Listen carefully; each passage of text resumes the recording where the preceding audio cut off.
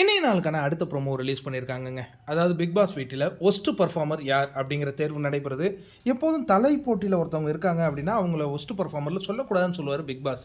ஆனால் இந்த முறை என்ன சொன்னார்னா, இவங்களுடைய பர்ஃபார்மன்ஸை மக்கள் ரசிச்சிருக்க மாட்டாங்க அப்படிங்கிற கேரக்டரில் யார் பேரை வேணாலும் நீங்கள் சொல்லலாம் அப்படின்ன உடனே நேராக விக்ரம் போகிறாரு. நான் அந்த மாதிரி ஒரு கேட்டகரியில் ஒஸ்ட் பெர்ஃபார்மர் இவருடைய பர்ஃபார்மன்ஸை மக்கள் ரசிச்சிருக்கவே மாட்டாங்கன்னா அது எஃப்ஜேவை தான் சொல்லுவேன். ஏன்னா மிட் நைட்லலாம் ஒரு ஸ்டூடெண்ட்லாம் கூப்பிட்டு பேசிக்கிட்டு இருந்தார். இதெல்லாம் மக்கள் எங்கேயுமே ஜஸ்டிஃபை பண்ண மாட்டாங்க, வெறுப்பாங்க. அந்த ஒரு நோக்கத்திலே சொல்கிறேன். இன்னும் ஒன்று கை அடிபட்டுருச்சுன்னு சொல்லிட்டு பயங்கரமாக ஓபி அடித்த மாதிரி என்னுடைய பார்வையில் தெரிஞ்சது அப்படின்னு விக்கல் போட்டு உடைக்க கடுப்பாகிறாரு எஃப்ஜே. ஆனால் இவன் நம்ம கூட இருந்துக்கிட்டு நமக்கு எதிராக செயல்படுறான். பட் இருந்தாலும் எஃப்ஜேவுக்கும் சரி வியானாவுக்கும் சரி அவங்களுக்கு ரகசிய உடன்படிக்கை ஒன்று இருந்தது.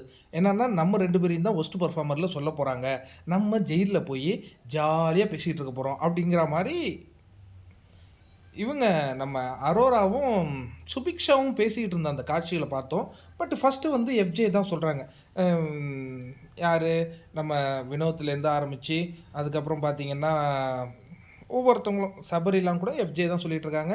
ஒரு கட்டத்தில் மகிழ்ச்சியாக இருக்காங்க. உடனே அடுத்தது வராரு ஆசிரியர் ஆகிய பிரஜன் வராரு, தலைமை ஆசிரியர். அவர் வந்து ஒஸ்ட்டுக்கு ஸ்டூடெண்ட் அப்படின்னா நான் கண்டிப்பாக வியானாவை தான் சொல்லுவேன் அப்படின்ன உடனே இப்போ ஃபஸ்ட்டு ஃப்ரெஜன் இவர் எஃப்ஜே அண்டு வியானா 2 பேருமே மனதளவில் தயாராகிறாங்க. நம்ம ஜெயிலுக்கு போகிறோம், ரொம்ப சந்தோஷமாக இருக்க போகிறோம் அப்படிங்கிற ஒரு மைண்ட் செட்டுக்கு அவங்க வராங்க. அப்போ திடீர்னு அதை உடைக்கிற மாதிரி கனி என்ன சொல்கிறாங்கன்னா, நான் என்னுடைய பார்வையில் வந்து ஸ்டூடெண்ட்டில் சரியில்லை அப்படின்னா ஸ்டூடெண்ட் இல்லை ஒஸ்ட் பர்ஃபார்மர் கேட்டகரியில் நான் வினோத்தை போடுவேன் அப்படின்ன உடனே பயங்கர ஷாக் ஆகுறாரு வினோத்.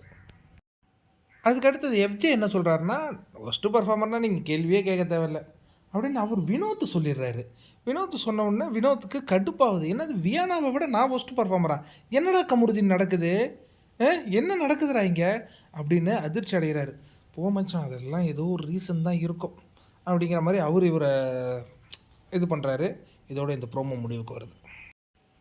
உங்களுடைய பார்வையில் இந்த வாரம் ஒஸ்ட் பர்ஃபார்மர்ஸாக யார் இருந்திருப்பாங்க அப்படின்னு நீங்கள் நினைக்கிறீங்க? ஒன்று எஃப்ஜே கரெக்டு, 2வது